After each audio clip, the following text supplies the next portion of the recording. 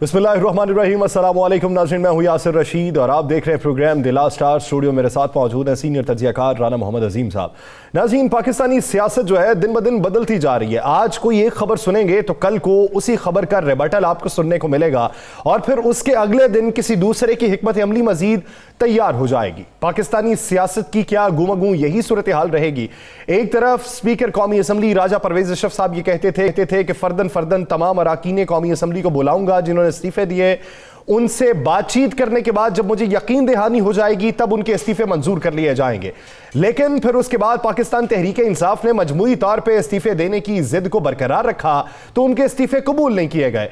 अब पाकिस्तान तहरीक इंसाफ ने कौमी असम्बली में वापसी का इंदिया दिया तो राजा परवेज अशरफ साहब की जानिब से 35 अराकीन कौमी असम्बली के इस्तीफे मंजूर कर लिए गए और फौरी तौर पर इलेक्शन कमीशन ऑफ पाकिस्तान ने उनको डी नोटिफाई कर दिया। उसके बाद फिर पाकिस्तान तहरीक इंसाफ ने कहा कि हम फिर से जाएंगे कौमी असम्बली में, तो फिर 35 मजीद अराकीन कौमी असम्बली के इस्तीफे मंजूर कर लिए गए। एक तरफ पाकिस्तान तहरीक इंसाफ के चेयरमैन इमरान खान साहब ये कहते थे कि 35 हलकों पर मैं ही इलेक्शन लड़ूंगा, तो शायद ये उसका रिबटल आज कौमी असम्बली से देखने को मिला है कि राजा परवेज अशरफ साहब ने मजीद इस्तीफे कबूल कर लिए। क्या कुली तौर पर कबूल होंगे, क्या कहीं पर डेडलॉक जो है वो खत्म हो सकता है? राना साहब की तरफ बढ़ते हैं।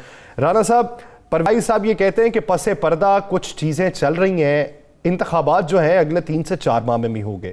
पसे पर्दा क्या चल रहा है? रोजाना की बुनियाद के ऊपर 35 इस्तीफे कबूल हो रहे हैं। बिस्मिल्लाहिर्रहमानिर्रहीम, अस्सलातु वस्सलामु अलैका या सय्यदी या रसूल अल्लाह, अस्सलातु वस्सलामु अलैका या सय्यदी या हबीबल्लाह। या सर, दो चीज़ें तो बड़ी क्लियर है कि वाकई कुछ चल रहा है और जो चल रहा है वो पीडीएम के लिए अच्छा नहीं चल रहा। जो चल रहा है वो पीपल्स पार्टी के लिए अच्छा नहीं चल रहा। जो चल रहा है वो मियां नवाज शरीफ के लिए अच्छा नहीं चल रहा। और जो चल रहा है वो मौलाना फजल रहमान असफर या वली आफ्ताब शेरपाव समेत खालिद मकबूल सदीकी, इन सब के लिए अच्छा नहीं चल रहा।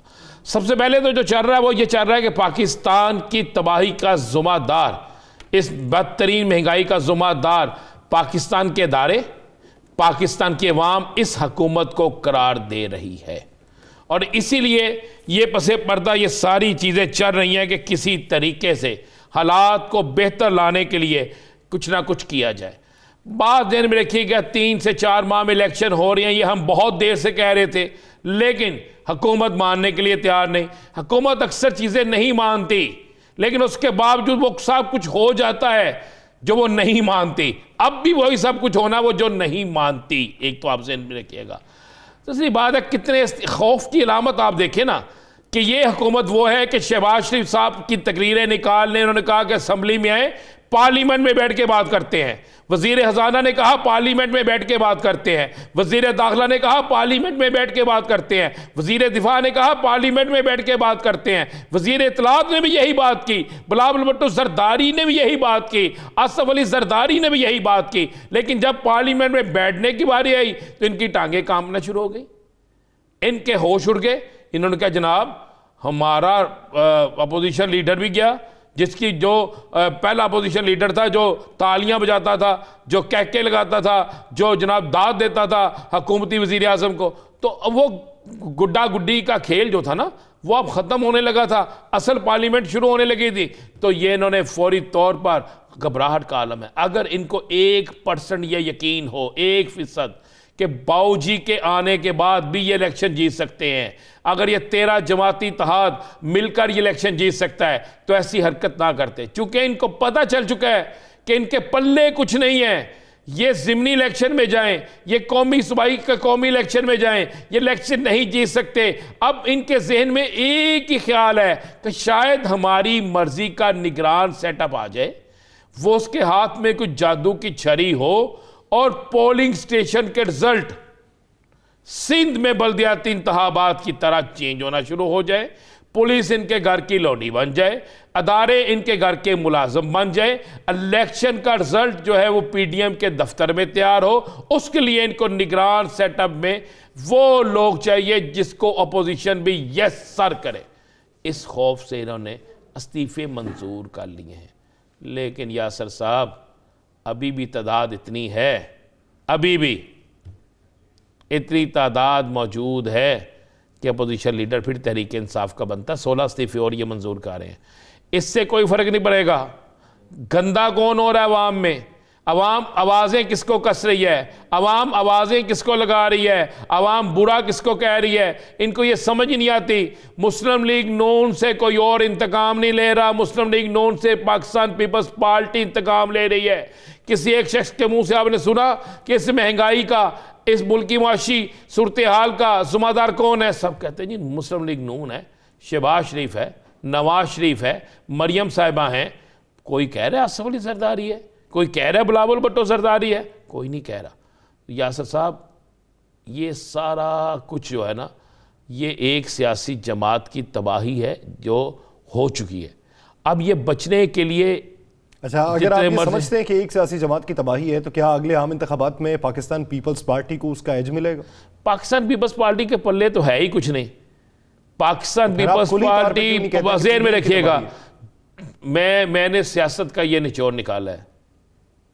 पाकिस्तान पीपल्स पार्टी जो है जमात इस्लामी के पास चली गई माफ़िया मांगने, और मैं सदके जाऊँ जमात इस्लामी के, जिनको मैं पाकिस्तान की सबसे असूल पसंद जमात समझता था, वो एक दिन पहले एहतजाज करते हैं इनकी चोरी पे, और अगले दिन जिनको चोर कहते हैं उनके साथ बैठ के चाय भी पीते हैं, उनके साथ बैठ कर सारा कुछ करते हैं।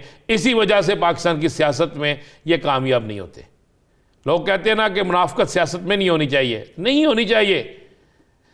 तो जमात इस्लामी के पास पीपल्स पार्टी, जमात इस्लामी से मदद लेने का मतलब है, और जमात इस्लामी का पीपल्स पार्टी को मदद देने का मतलब है कि चोर और चौकीदार आपस में मिले हुए हैं, और फिर वहां पे टफ टाइम जो होगा ना, मैं सुन लें, खबर दूं आपको, MQM ने इसका बड़ा सख्त बुरा मनाया है, और सख्त टाइम देगी MQM। और जब MQM सख्त टाइम देगी ना, तो वो सख्त टाइम जो है ना बड़ा खौफनाक होगा। राना साहब, आप नहीं समझते कि जमात इस्लामी इस वक्त सबसे ज़्यादा मुश्किल में थी? पाकिस्तान तहरीक इंसाफ से इत्तेहाद करती तो उनका बजट रुकता, पाकिस्तान पीपल्स पार्टी से इत्तेहाद करती, बजट मिल जाता, लेकिन पॉलिटिकल सेटबैक होता। मुझे एक बात बताएं, फिर आपके असूल कहाँ गए हैं? फिर आप बजट लेना इंडिया से जाके इत्तेहाद कर लें, आपने बजट लेना इसराइल से जाके इत्तेहाद कर लें, आपने बजट लेना हर उस बुरे आदमी से इत्तेहाद कर लें। आप एक तरफ आपने नारा लगाया कि चोर है, आपने कहा कि मिस्टर 10% है, आपने हर बुरा चीज़ कही, और आप अपने इक़्तिदार के लिए, अपने फंड्स के लिए, फंड क्यों नहीं आपको मिलेंगे भाई? आप उस कराची सबसे बड़ा शहर है, आप उसके नाज़म हैं, चेयरमैन हैं, आप जोर ताकत नहीं फंड देंगे, आप अवाम में जाके बात करेंगे। इसका मतलब है कोई असूल नहीं इस मुल्क में, सारे असूल जीरो, आपको फंड चाहिए। जमात इस्लामी ने तो कैंपेन सारी कराची में की, पाकिस्तान तहरीक इंसाफ के खिलाफ थी भाई। तरीके, इसका मतलब पीपल्स पार्टी ठीक है? उन्हें तो ये उम्मीद ही नहीं थी कि पाकिस्तान पीपल्स पार्टी को वहां से वोट बढ़ जाएगा। कह रहा हूं, छोड़ देना, पीपल्स पार्टी ठीक है? नहीं ठीक है, नहीं ठीक, नहीं ठीक ना। हाँ। क्या इस मुल्क जमाते, उन्होंने गिनती रोकने की जो दरखास्त दी है, वो भी इसीलिए दी कि वो वोटिंग के अमल के बाद वोट पड़े हुए हैं, वो तो निकल आएंगे। उसके बाद जब 4 तरीके इंसाफ की सीटें बढ़ गई, तो फिर उसके बाद दरखास्त से रोक क्यों दी है? क्यों रोक दी है? मैं तो वही अर्ज कर रहा हूं भाई। इक्तदार की जमात, आपकी जमात इस्लामी भी, उन्हें बड़ी मुश्किल से इक्तदार मिला है। उन्होंने कहा हमें जिससे भी इत्तेहाद करना पड़े, जिससे भी करना पड़े, चाहे उसे इसराइल से जाके इत्तेहाद करना पड़ा, कर लेना था। माजरत से मैं आपको कहूं, ये क्या बात हुई? असूल होते हैं, असूलों पे खड़े होते हैं। मैं हमेशा जमात को दाद देता था कि ये असूलों पे खड़े होते हैं, नहीं है असूलों पे खड़े। ये भी फंड नहीं मिलेगा। किस तरह फंड नहीं मिलेगा? हाफिज नईम रहमान हो, सिराजुल हक हो, जिन्हें एहतजाज करना आता हो, जिन्हें अवामी राब्ता मुहिम चलानी आती हो, और फिर वो उन लोगों को जिनके खिलाफ एक दिन पहले आपने मुल्क भर में धरने दिए हो, जिनके खिलाफ एक दिन पहले आपने सख्त ज़बान इस्तेमाल की हो, अगले दिन आप जाकर उनके दस्तों गिरेबान होने की बजाय, दस्तों गिरेबान नहीं हम कहते हो, लेकिन आप जाकर उनको गले लगा लें, आपके इनके साथ हुकूमत ठीक बन जाएगी। ऐसे नहीं होता। जहां पे खड़े होना चाहिए वहीं पे खड़े होना चाहिए। सर साहब, एक और चीज, क्योंकि फिर राजा रियाज साहब ने आ जाना है, इस मुल्क का आलम यह है, कहां से आप इंसाफ मांगेंगे? मैं आपको आप स्क्रीन पे दिखाता हूं। बेहतरीन आदमी है पंजाब में, DPO कारा, कैप्टन फुरकार, आउट क्लास आदमी है, 1 रुपए की करप्शन नहीं करता, बेहतरीन, नेक व डेड होनेस्ट आदमी है, ये मैं मानता हूं। उसके नीचे एक DSP साहब हैं। एक गाड़ी लाहौर से चोरी होती है, लाहौर से, मैं बड़ी खूबसूरत चीज़ आपको दिखा रहा हूँ IG साहब, ये आपके लिए है। लाहौर से एक गाड़ी चोरी होती है, उसकी FIR ये सामने नज़र आ रही है, और वो गाड़ी एक DSP सिटी ओकारा मोहम्मद अशरफ साहब जो हैं, ये पंजाब में है, डीएसपी सिटी उकारा मोहम्मद अशरफ साहब के बेटे की शादी पे वो गाड़ी सजाई जाती है। गाड़ी कहाँ से चोरी हुई है? लाहौर से। एफआईआर के सामने नज़र आ रही है। और मुझे बताएं कि जिस मुल्क में हालात ऐसे हों, फिर अल्लाह ही हाफ़िज़ है ना, फिर चाहे जमात इस्लामी हो, चाहे कोई भी सियासी जमात हो, फिर इसी तरह भी इंसाफ की तवक्को फिर कहाँ से की जा सकती है? नाज़रीन, इसी बीच मुल्क की सियासत के ऊपर मजीद बात करने के लिए हमें ज्वाइंट पोजीशन लीडर कौमी असम्बली राजा रियाज साहब ने, राजा साहब बहुत मशकूर हैं आपके वक्त के। राजा रियाज साहब, आपको बतौर अपोजिशन लीडर कौमी असम्बली से हटाने के लिए पाकिस्तान तहरीक इंसाफ ने पार्लियामेंट में वापस आने का इंदिया दिया, लेकिन वही हमारे स्पीकर कौमी असम्बली जो ये कहते थे कि फर्दन फर्दन बुलाया जाएगा सबको, फिर इस्तीफे कबूल किए जाएंगे, वो आपकी नजर में किस मंतिक के तहत अब 35 अफराद के इस्तीफे कबूल कर रहे हैं? जी शुक्रिया। सबसे पहले बात तो ये है कि लोगों ने खुद अपने इस्तीफे दिए। जब कोई मेंबर अपने इस्तीफे दे देता है तो फिर स्पीकर की स्वाबदीद है कि वो उसे किस वक्त मंजूर करे और कब इलेक्शन कमीशन को भेजे। तो ये पीडीएम की जो हुकूमत है उन्होंने ये लाइन ली हुई है, क्योंकि इन्होंने पंजाब में भी हुकूमत खत्म की है, केपीके में भी की है, तो वो उन्होंने भी लाइन ली है कि अगर आपने 2 हुकूमतें खत्म की हैं तो फिर मेरा ख्याल उनकी सोच ये है कि अगर आपने अपनी हुकूमतें खत्म कर ली हैं तो फिर इधर क्या लेने आते हैं, आप इधर से भी फारग हो। अच्छा, इधर से फारूक। राजा साहब, आपने कहा कि ये स्वाबदीद है स्पीकर की, क्योंकि आप अपोजिशन लीडर हैं और ये स्पीकर की बाकी स्वाबदीद है। स्पीकर चंद दिन पहले जब ये लोग जाते हैं इस्तीफों के लिए कि क्यों नहीं मंजूर कर रहे, तो स्पीकर अपने चैम्बर में, उसके बाद बाहर ये प्रेस कॉन्फ्रेंस करके मीडिया टॉक करके कहते हैं कि कानून और रूल ये है कि एक एक मेंबर को बुलाऊंगा, उससे सुनूंगा, तस्दीक करूंगा और फिर इस्तीफा कबूल करूंगा। वो बात उनकी सच थी, वो कानून सच था, या जो अब किया ये सच है? देखिए, उन्होंने खुद ये बात कही थी, आप बिल्कुल दुरुस्त कह रहे हैं, लेकिन अब उन्होंने ये जो अभी स्टांस लिया है, ये आप उनको ये तो नहीं कह सकते कि वो कोई गैर कानूनी है, क्योंकि इस्तीफे जब मेंबर अपना इस्तीफा दे देता है और वो कहे कि मैंने हाँ इस्तीफा दे दिया है, 7 मेंबर कह रहे थे कि हमने इस्तीफे दे दिए, तो फिर ये 9 माह क्यों इंतजार किया गया? ये तो आप स्पीकर साहब बता सकते हैं। आप अपोजिशन लीडर है, आपको पूछना चाहिए। वैसे आप कौमी असम्बली में अपोजिशन लीडर, आपको तो पहले दिन कहना चाहिए था इस्तीफे आए हैं मंजूर करो भाई।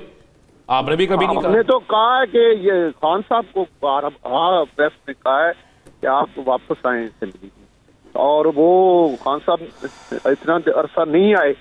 अब जब उन्होंने अपनी हुकूमतें तोड़ ली हैं तो उन्होंने कहा मैंने कौमी असेंबली में यू टर्न तो खान साहब ने लिया है, उन्होंने कहा जी मैंने कौमी असेंबली में। चले, उन्होंने ले लिया, खान साहब ने यू टर्न ले लिया। मैं वही अर्ज करना चाहता हूँ, अब आपने आप मेरी बात समझने की कोशिश करें कि वो वहाँ पीडीएम की हुकूमत है, हम तो अपोजिशन में बैठे हुए।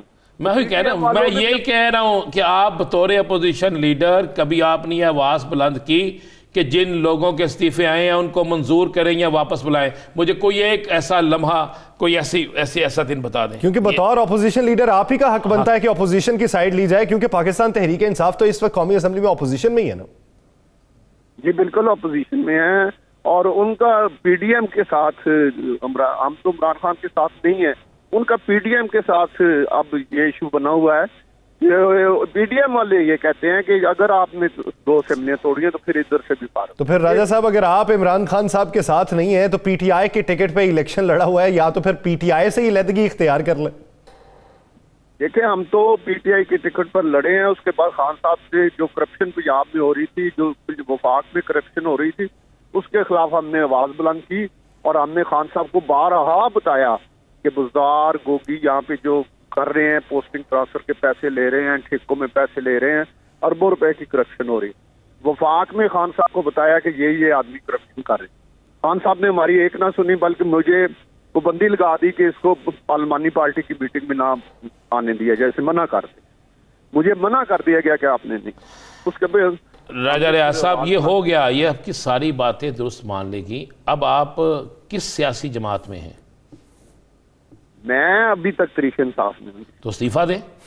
जब आप तरीके इंसाफ में हैं और आप खुद ही कह रहे हैं कि खिलाफ करते हैं, नहीं, आपका कानून कहता है आप खान साहब से बिल्कुल इख्तलाफ करते हैं। खान साहब किसके चेयरमैन है? तहरीक इंसाफ के चेयरमैन है ना? तहरीक इंसाफ के ये इस्तीफे किसके कबूल हो रहे हैं? तहरीक इंसाफ के हो रहे हैं ना?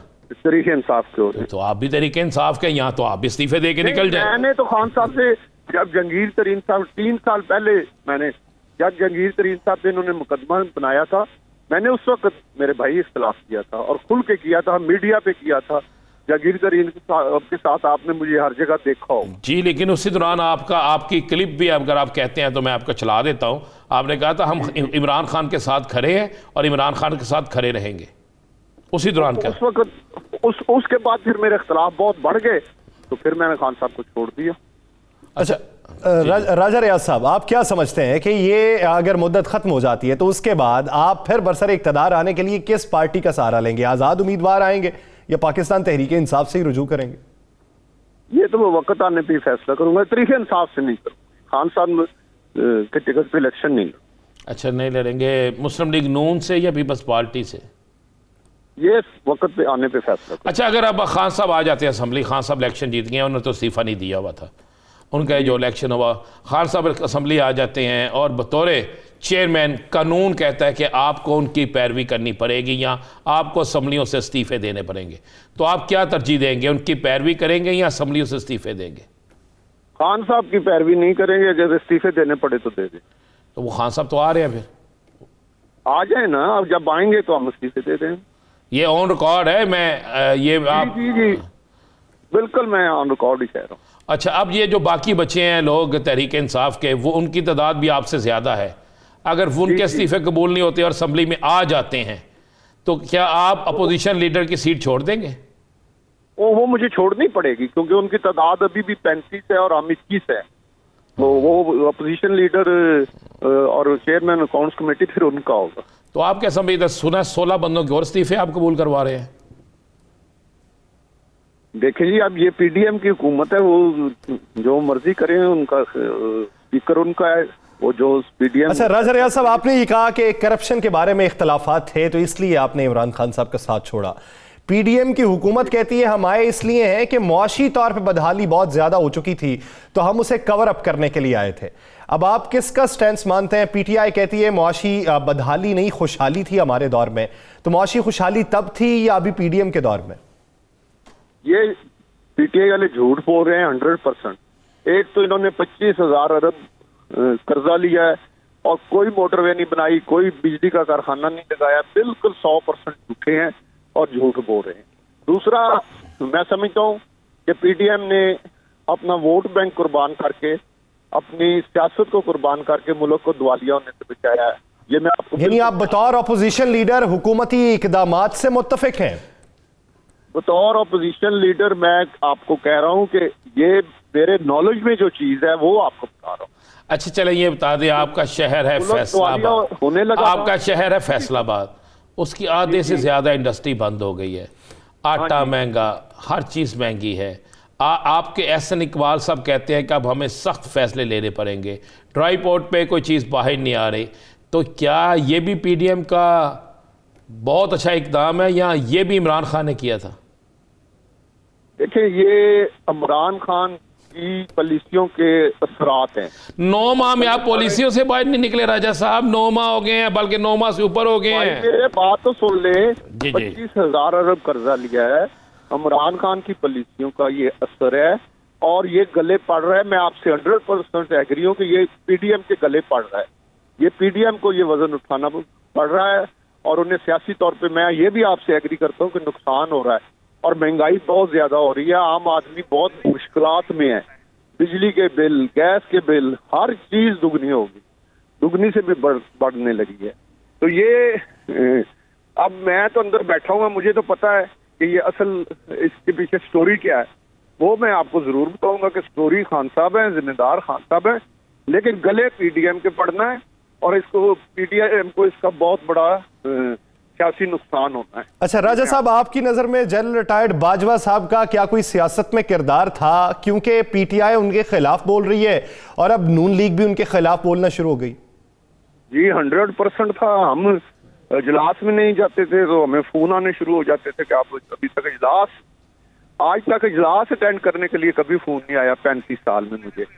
इस हुकूमत में इजलास अटेंड करने के लिए फोन आता था कि आप असेंबली में नहीं है, किधर हैं, कब तक पहुंचेंगे।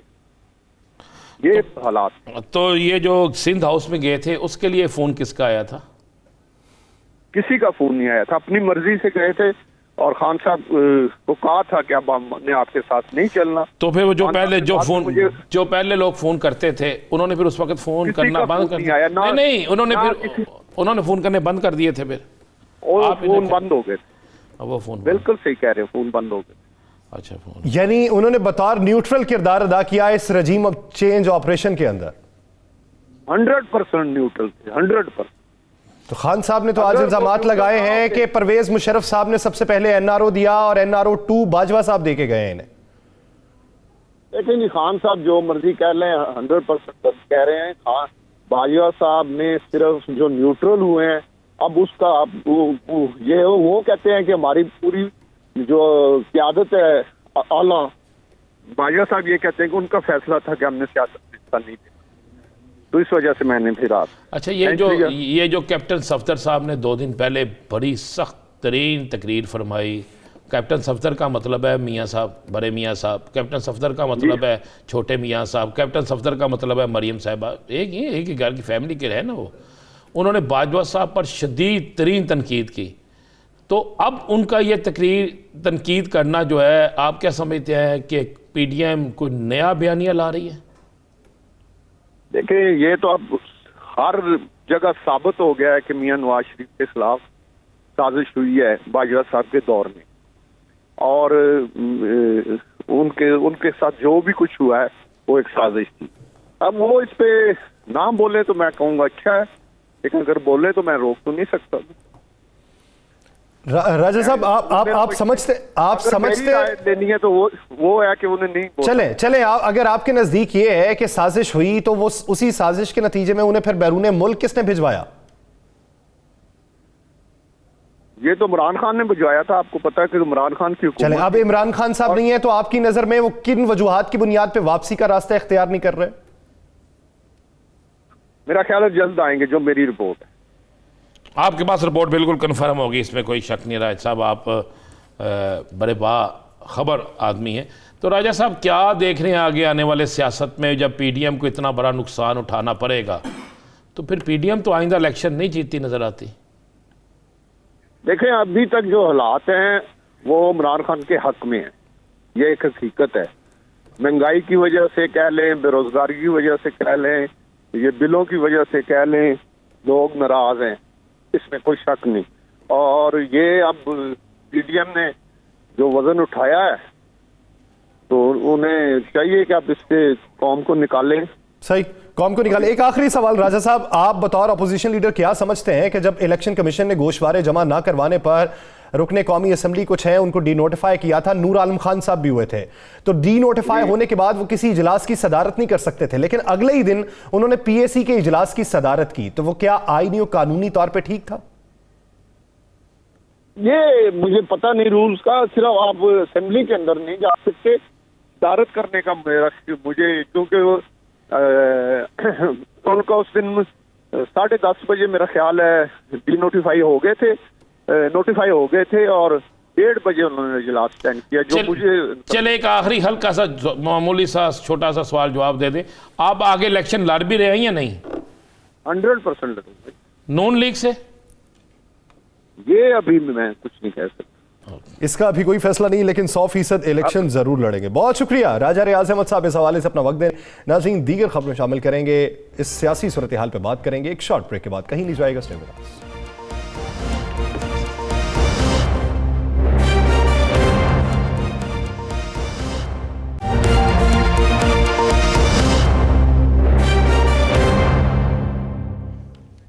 ब्रेक ब्रेक के बाद खुशामदीद नाज़रीन। मौजूदा सियासी सूरत हाल क्या है? क्या पीडीएम में शामिल तमाम इत्तेहादी जमातें जो हैं वो मुस्तकबिल में नए इंतखाबात की तरफ जल्द माइल हो जाएंगी? अगर होंगी तो किन वजूहात की बुनियाद पे होंगी या किन यकीन दहानियों की बुनियाद पे होंगी? पाकिस्तान मुस्लिम लीग नून की नायब सदर मरियम नवाज साहिबा पाकिस्तान वापस आने को हैं, तो क्या मियां मोहम्मद नवाज शरीफ के बगैर पाकिस्तान आएंगी? मियां मोहम्मद नवाज शरीफ की पाकिस्तान वापसी का इशारा कब होगा, इसके ऊपर बिलखुसूस बात की जाएगी। राना साहब, क्या समझते हैं आने वाले दिनों के अंदर नई सियासी फजा क्या बन रही है? किस तरफ माहौल जाता दिखाई दे रहा है? देखें, अगर तो आप न्यूट्रल के तौर पर देखें, वो न्यूट्रल जो जेन्युइन न्यूट्रल होता है, और अगर आप ये देखें कि वाकई सियासी फ़ज़ा क्या बन रही है, तो मेरे पास जो इतला है उसके मुताबिक तो सियासी फ़ज़ा ये बन रही है कि पूरे पाकिस्तान में पीटीआई जो है वो बड़ी भारी अक्सरियत से जीतती हुई नज़र आ रही है।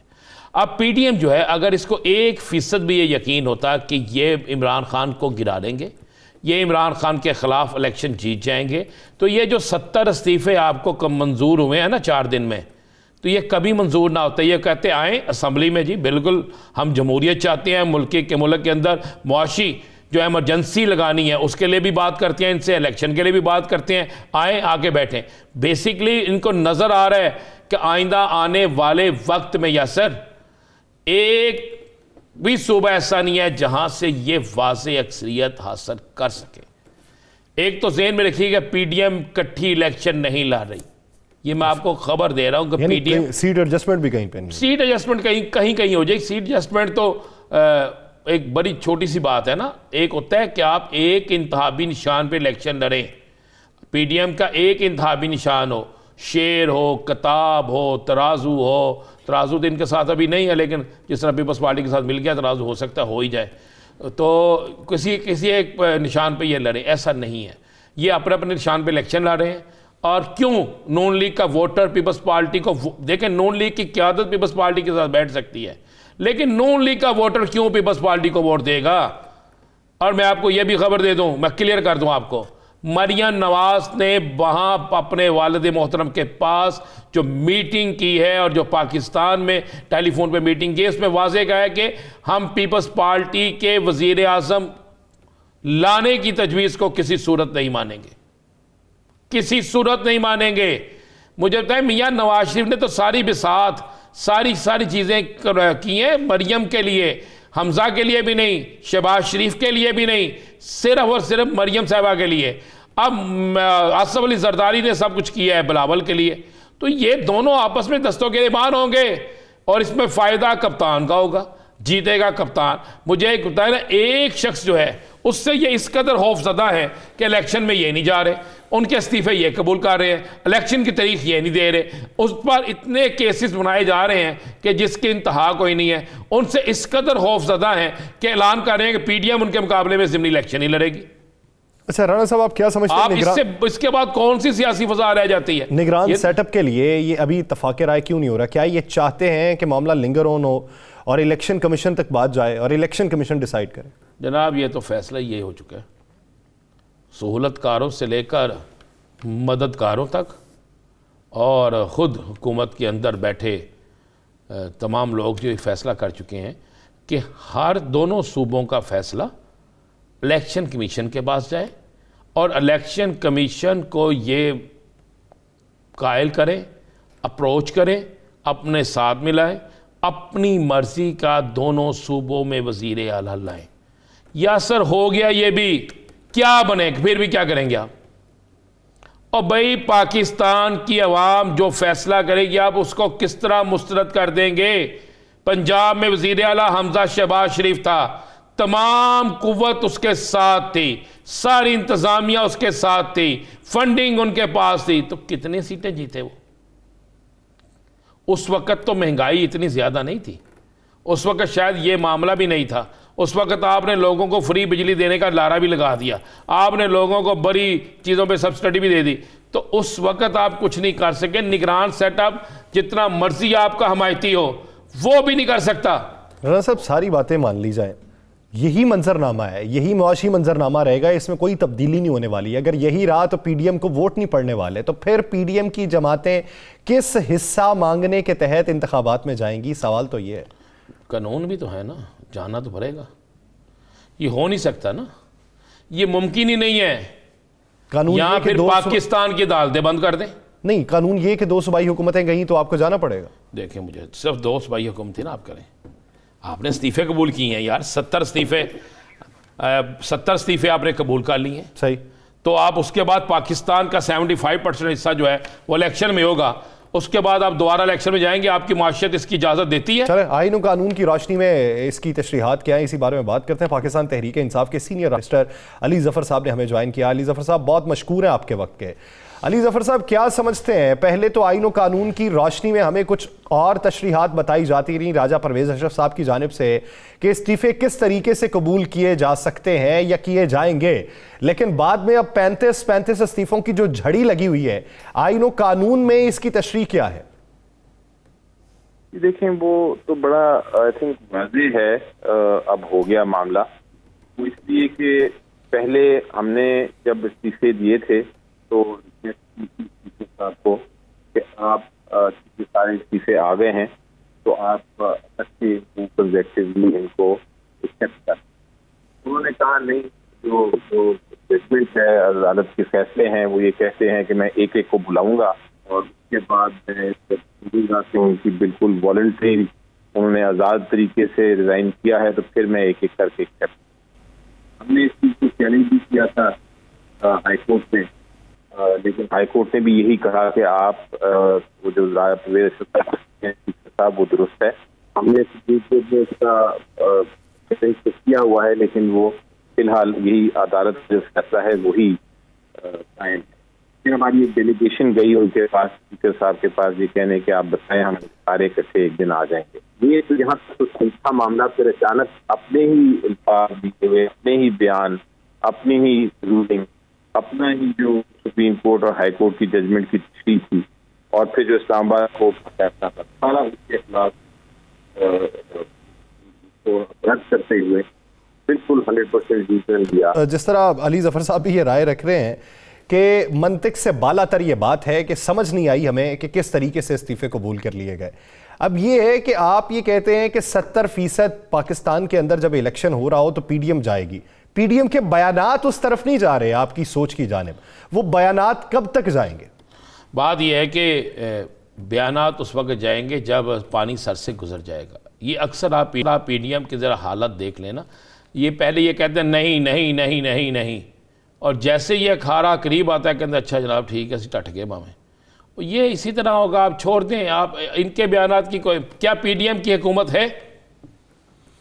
आपको नहीं पता हुकूमत किसकी है, आपको नहीं पता कि हुकूमत कौन चला रहा है, आपको नहीं पता कि जब इनको एक हुक्म आया तो उसके बाद ये इनमें से किसने किस तरह भाग जाना है। अली ज़फ़र साहब, राना साहब दोबारा से ज्वाइन कर चुके हैं, आप सवाल कर सकते हैं। अली ज़फ़र साहब, आपने बिल्कुल दुरुस्त कहा कि इन्होंने यू टर्न भी लिया और आइन से हट के काम किया, तो क्या पीटीआई इनको चैलेंज करने जा रही है? देखें, चैलेंज करने का जवाब तो बन सकता है, लेकिन अभी तक ये फैसला नहीं हुआ कि इसको चैलेंज करना है, क्योंकि हमारा अल्टीमेट एम तो यही है कि इस्तीफे जो हैं, जो हमारा पहला मौक़िफ़ था वो यही था कि इस्तीफे जो हैं वो एक्सेप्ट किए जाएं।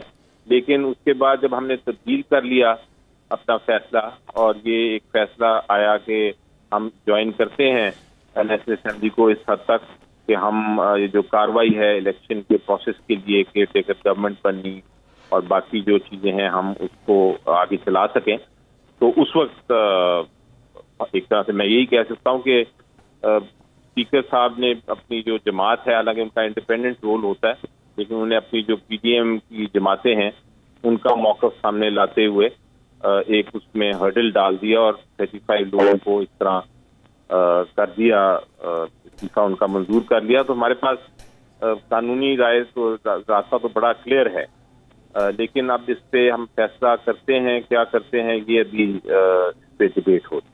अली ज़फ़र साहब, आप क्या समझते हैं, कानून में तो ऐसी, आइन में कोई ऐसी पाबंदी नहीं है कि अगर 70% पाकिस्तान में इलेक्शन हो रहे हों तो कुली तौर पे इंतखाबात होंगे। हमें माजी में मिसाल भी नहीं मिलती, लेकिन ऐसी कोई पाबंदी भी नहीं है। तो पाकिस्तान तहरीक इंसाफ को किन वजूहात की बुनियाद पर यकीन दहानी है कि पीडीएम कुली तौर पर इंतखाबात पर मायल हो जाएगी?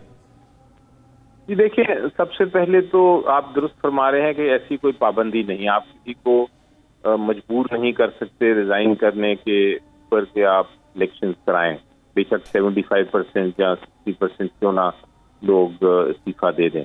उस पर कोई कानूनी मजबूरी नहीं, लेकिन मॉरल मजबूरी जरूर है।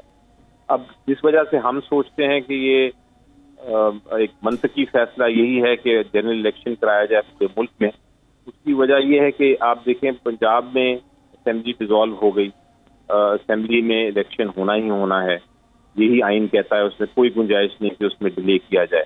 KPK की असेंबली डिसॉल्व हो गई, उसमें भी कोई गुंजाइश नहीं कि उसको डिले किया जाए। ये जो रेजिग्नेशन हैं उनकी जो सीटें खाली हुई हैं उस पर भी इलेक्शन कराना जरूरी है, कोई गुंजाइश नहीं कि आइन में उसको डिले किया जाए।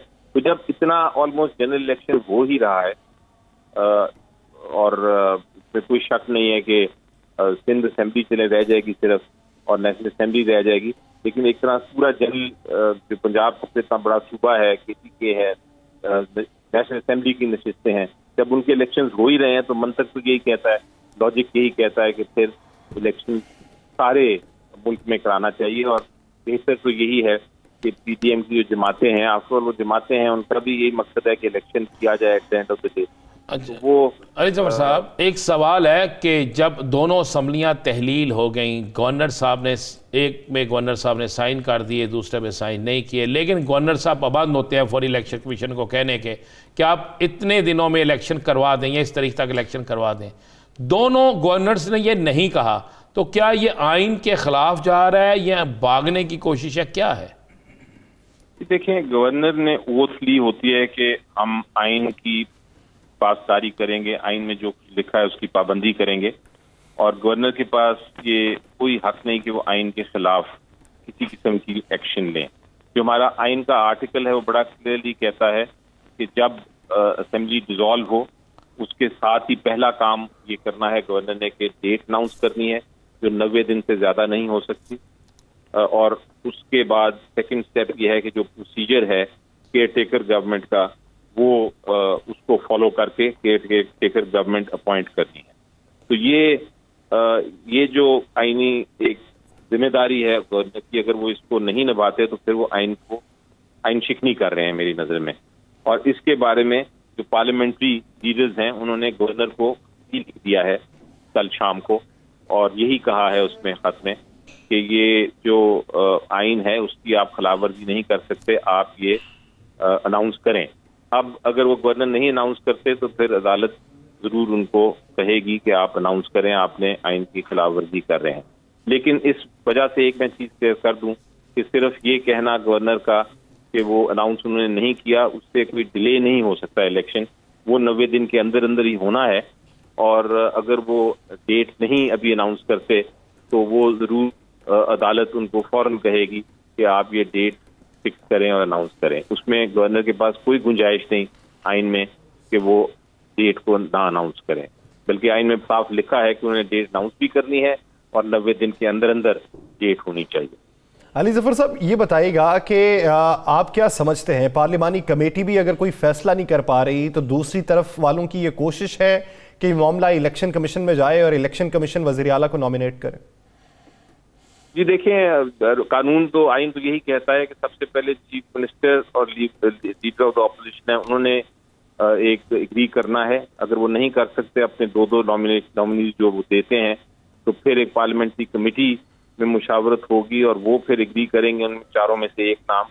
और अगर वो भी नहीं कर सकते तो फिर इलेक्शन कमीशन ऑफ पाकिस्तान ने उन चारों नामों में से अभी जो नाम सामने आए हैं वो तो बड़ा वाज़ेह तौर पे नजर आ रहा है कि और इसकी एम ये होती है, जो इलेक्शन कमीशन ऑफ पाकिस्तान तक अगर जाता भी है तो इलेक्शन कमीशन ऑफ पाकिस्तान ने ये देखना है कि इन चारों में से जो नॉमिनेटेड लोग हैं उनमें से सबसे जो इंडिपेंडेंट, आज़ाद और एक्सेप्टेबल है वो कौन है प्रोफेशनली भी, और सबसे जरूरी है कि वो किसी पार्टी के, किसी पर्टिकुलर पार्टी के वो नॉमिनी ना हो या उनके साथ कोई रिलेशनशिप ना हो या उन्होंने कोई उनके साथ किसी किस्म की पॉलिटिकल एक्टिविटी में हिस्सा ना लिया हो या उनके राइवल्स ना हो।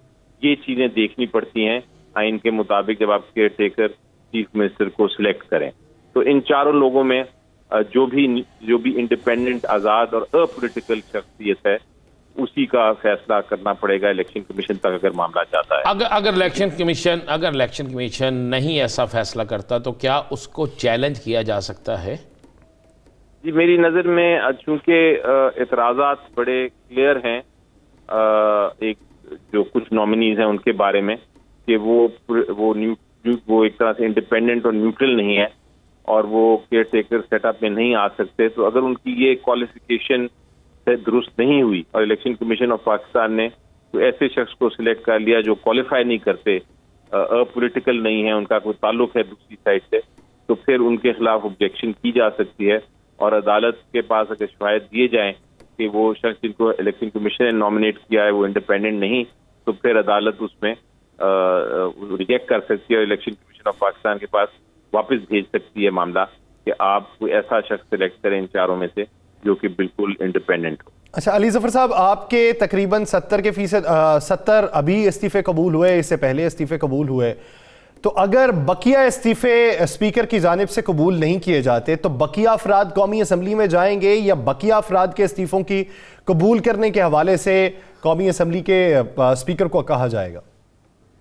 जी देखें, ये अब हो नहीं सकता। अब इसमें या तो आप एक तरफ जाएंगे और कहेंगे कि ये इस्तीफे जो हैं वो सब इकट्ठे होने चाहिए और कोई भी नहीं दुरुस्त रेजिग्नेशन एक्सेप्ट हुई, या आप कहेंगे कि ये सबकी एक्सेप्ट किए जाए और सारे ही एक तरह से रिजाइन, उनकी सबकी रेजिग्नेशन एक्सेप्टेबल हैं।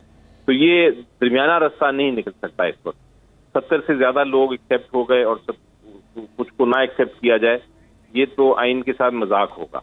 या आप सबके एक्सेप्ट करें या आप किसी के ना एक्सेप्ट करें, या सबके इस्तीफे कबूल किए जाएं या किसी का भी इस्तीफा कबूल ना किया जाए, ये दोहरा मयार नहीं होना चाहिए। बहुत शुक्रिया बैरिस्टर अली साहब इस हवाले से अपना वक्त देने के लिए। नाज़रीन, दीगर सियासी इशूज़ पे बात करेंगे एक शॉर्ट ब्रेक के बाद, कहीं नहीं जाएगा।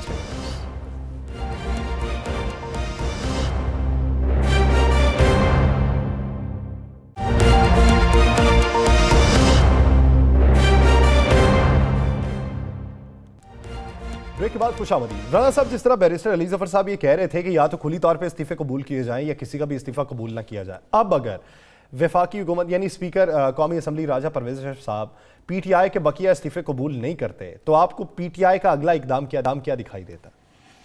देखें, पीटीआई 3 ऑप्शन पे काम कर रही है, मैं आपको ये खबर दे दूँ। नंबर 1, अगर इस्तीफे कबूल नहीं करते तो पीटीआई जाएगी, सबसे पहले वहाँ पर जाकर अपोजिशन लीडर उसको हटाएगी, अभी इनके पास इतने वोट हैं, और उसके बाद चेयरमैन स्टैंडिंग कमेटी और दीगर जो अपोजिशन के पास होते हैं उन्हें हासिल करेगी, ताकि हुकूमत अपनी मर्जी से निगरान सेटअप ना बना सके। नंबर 1। नंबर 2, जो इस्तीफे इन्होंने कबूल किए हैं और इन्होंने जो इस्लामाबाद हाई कोर्ट में आकर जो बयान दिया था, उसके बाद मुख्तलिफ जगहों पर जो इन्होंने बयान दिए थे, उनकी कॉपीज निकाल ली गई हैं और एक केस तैयार कर लिया गया है। अगर इन्हें नज़र आया कि कोई ऐसी गड़बड़ हो रही है, ये कौमी असम्बली से कोई ऐसा, एक तो कौमी असम्बली से कोई ऐसा बिल पास हो नहीं सकेगा, अक्सरियत नहीं है, 2/3 अक्सरियत नहीं है, और कुछ और करना चाहते हैं तो फिर ये कानूनी रास्ता भी इख्तियार करेंगे। ये दोनों ऑप्शन है। तीसरा ऑप्शन है, अगर ये सारे इस्तीफे कल तक मतलब ये ऐसा करते हैं, 10 इस्तीफे रहने देते हैं, बाकी कबूल कर लेते हैं, तो फिर इनको फिर भी चैलेंज किया जाएगा कि यहाँ तो सारे इस्तीफे कबूल कर लें, और जब सारे इस्तीफे कबूल कर लिए जाते हैं तो फिर आइन में किसी जगह यह नहीं लिखा हुआ कि आप फौरी तौर पर ज़िमनी इलेक्शन का ऐलान ना करें। और अगर यही इलेक्शन कमीशन, या सर मैं आपको खबर दे रहा हूँ, यही इलेक्शन कमीशन अगर इन 123 या 25 सीटों पर ज़िमनी इलेक्शन का ऐलान करता, बल्कि 133 सीटों पर, क्योंकि खान साहब ने भी तो छोड़नी है ना सीटें, उन पर ये इलेक्शन का ऐलान करवाता है, तो फिर ये किसी सूरत में भी सूबाई और कौमी, जो सूबाई दोनों असम्बलियाँ हैं, उनके इलेक्शन से भाग नहीं सकता, जिसकी प्लानिंग पीडीएम ने की हुई थी। तो लिहाजा दोनों सूरतों में इस्तीफे मंजूर होने की सूरत में, इस्तीफे नामंजूर होने की सूरत में, दोनों सूरतों में पीडीएम फंस गई है, और इतनी बुरी फंस गई है कि अब अगर आप कहें कि ये बासानी यहाँ से निकल जाएं, अगर आप ये कहें कि इनके लिए कोई बड़ा अच्छा रास्ता, ऐसा रास्ता नहीं है। मैं आपको एक बात और ख़बर दे दूँ, या सर 1 से सवा माह के अंदर अंदर, रमज़ान से पहले आपको खान साहब नहीं करेंगे, खान साहब ने कहा मैं सड़कों की सियासत नहीं करूँगा, तहरीक ज़रूर चलाऊँगा, लेकिन मैं आपको एक बता दूँ, मुझे जो मेरे पास जो इतला है, 1 माह सवा माह मैक्सिमम आपको इस्लामाबाद का एक बड़ा गिराव नजर आएगा। और ये बड़ा गिराव जो होगा ना, नहीं वो किसकी जानिब से होगा? अगर ये PTI अवाम नहीं की करना चाहती, अवाम की जानिब से होगा। लीडरलेस अगर होगा तो वो तो बहुत ही ये खदशात से भरपूर होगा। लीडर लेस ही होगा। मैं आपको बता रहा हूँ, ये लीडर लेस होगा। और भाईजान हो सकता है उसमें हर वो शख्स शामिल हो जो मुतासर होगा महंगाई से। अब पाकिस्तान में कौन सा शख्स है जो महंगाई से मुतासर नहीं है? आने वाले दिनों में भाई जी पेट्रोल नहीं मिलना आपको, आपने इंडस्ट्री का बेड़ा गर्क कर दिया, आपने खाने के लिए लोगों के पास 2 वक्त की रोटी नहीं छोड़ी, आपने लोगों के लिए इलाज मुआवजा खत्म करके रख दिया है, आप लोगों को ज़लील और रुस्वा कर रहे हैं। तो फिर लोग क्या करेंगे? जिसका बच्चा मर रहा होगा ना, वो फिर इस्लामाबाद की तरफ जाएगा। और मैं आपको ये ठीक कह रहा हूं, बांग्लादेश और श्रीलंका और उसके बाद ब्राजील, और अब मुझे नजर आ रहा है कि अब ये पाकिस्तान की बारी आ रही। मैं आपको अवामी रद्द अमल बता रहा हूं। तमाम सरकारी इदारों से सुन लें, ट्रेड यूनियंस जो हैं वो इकट्ठी हो रही हैं। जब उनके हजारों लोग इस्लामाबाद चले गए, जब दीगर जगहों से लोग आ गए, जब ये सैलाब ज़दगान उठ के आ गए, मैंने पहले भी कई दफ़ा इनका जिक्र किया है, तो फिर इनके साथ सियासी वर्कर खुद ही शामिल हो जाते हैं। फिर सारी वो जमातें जिन्होंने इलेक्शन लड़ना है, जिन्होंने अवाम में जाना है, उनके लोग भी इस पे शामिल हो जाएंगे। आप हुकूमत से ये नहीं सवाला जाएगा, एक तरफ 2 सूबों में इलेक्शन और दूसरी तरफ पूरे पाकिस्तान में ज़िमनी इलेक्शन, किस तरह संभालेंगे? ये किस तरह मुमकिन है ये संभाल सकें? नहीं संभाल सकेंगे तो उसका हल क्या होगा? हुकूमत तहलील और घर की तरफ रुखसती, ये हल होगा। बहुत से लोग, बड़े सियासतदान, बड़े जो बैठे हुए हैं लोग, वो कहते हैं नहीं ये ऐसा नहीं होगा। मैं आपको कह रहा हूं, आज का दिन, आज का वक्त नोट कर लें, ये अगर ऐसा ना होगा तो फिर बात कीजिएगा। आप क्या समझते हैं ये जो लंदन गए हैं मियाँ साहब से मशवरा करने, वो मशवरा टेलीफोन पे नहीं हो सकता था? वो स्काइप पे बात नहीं हो सकती थी? मशवरा तो ये करने गए हैं कि जितना लेट होंगे उतने बर्बाद हो जाएंगे। आप यहां तो हो ना, मुस्लिम लीग नून कोई ऐसा रिलीफ देने की पोजीशन में हो कि 4 माह इख्तिदार में रह के वो अवाम को कोई रिलीफ देते, नहीं दे सकते। अगर आप IMF से मुआहिदा आपका हो जाता है तो फिर भी 35 से 40% महंगाई होगी। अगर मुआहिदा नहीं होता तो 50 से 60% महंगाई होगी। दोनों सूरतों में आप मरते हैं। आपके हमसाये आपको पैसे देने के लिए तैयार नहीं है। दोनों सूरतों में वफाकी हुकूमत फंसी पड़ी है और इस मरहले के अंदर उन्हें यह फैसला करना पड़ेगा कि अगली इंतखाबात की तरफ जाते हैं तो वहाँ पे कुछ ना कुछ जान बख्शी हो सकती है, बसूरत दीगर घेराव मजीद तंग हो जाएगा। नाज़रीन, प्रोग्राम द लास्ट आवर का वक्त ख़त्म हुआ चाहता है। मुझे और राना अज़ीम साहब को दीजिए इजाज़त। अपना बहुत सा ख्याल रखिएगा। आपसे मुलाकात होगी कल। अल्लाह निगहबान।